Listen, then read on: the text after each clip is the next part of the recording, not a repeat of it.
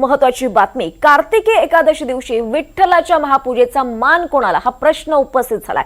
एकनाथ शिंदे की अजित पवारांना हा बहुमान मिळणार अशा चर्चा सध्या सुरू आहेत। दोन उपमुख्यमंत्री असल्यानं पंढरपूरच्या मंदिर समितीसमोर पेच निर्माण झालाय। कुठल्या उपमुख्यमंत्र्यांच्या हस्ते महापूजा होणार या संदर्भात मंदिर समितीने आता विधी आणि न्याय विभागाला अहवाल मागवलाय। दोन उपमुख्यमंत्री असल्यानं हा सध्या पेच निर्माण झालाय मंदिर समितीपुढे। कार्तिक एकादशीला विठ्ठल महापूजेचा मान नेमका कोणत्या उपमुख्यमंत्र्याला असा वाद, असा पेच सध्या मंदिर समितीपुढे निर्माण झालाय। दोन उपमुख्यमंत्री आहेत आणि त्याचमुळे पंढरपूरच्या मंदिर समितीसमोर हा पेच निर्माण झालाय। अधिक माहिती घेऊयात आमचे प्रतिनिधी संकेत कुलकर्णी यांच्याकडून। संकेत, दोन उपमुख्यमंत्री असल्यामुळे विठ्ठलाच्या महापूजेचा मान कोणाला हा प्रश्न आहे, कसा सोडवणार मंदिर प्रशासन हा पेच?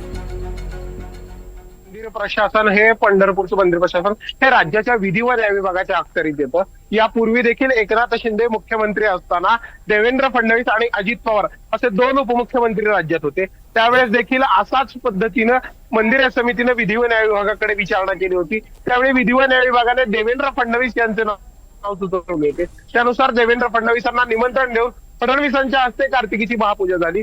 यंदा देखील असाच पेच प्रसंग आहे। आता मात्र परिस्थिती वेगळी आहे। आता फडणवीस मुख्यमंत्री आहेत आणि एकनाथ शिंदे उपमुख्यमंत्री आहेत। त्यामुळे विधी व न्याय विभाग एकनाथ शिंदे का अजित पवार या दोघांपैकी एक नाव जे सुचवेल त्यांच्याच हस्ते 2 नोव्हेंबर रोजी पहाटे कार्तिक एकादशीची विठ्ठलाची शासकीय महापूजा होणार आहे। मात्र या सगळ्या प्रसंगामध्ये खरं तर राजकीय गणित जी आहेत, मतांची गणित आहेत, हिंदुत्ववादी चेहरा, प्रशासकीय चेहरा आणि त्यापेक्षाही फडणवीसांची दोन उपमुख्यमंत्र्यांपैकी कुणाची अधिक जवळीक आहे हे या महापूजेच्या बहुमानावरून आता सिद्ध होणार आहे। दीपाली, निश्चितच संकेत, धन्यवाद या सगळ्या सविस्तर माहितीसाठी।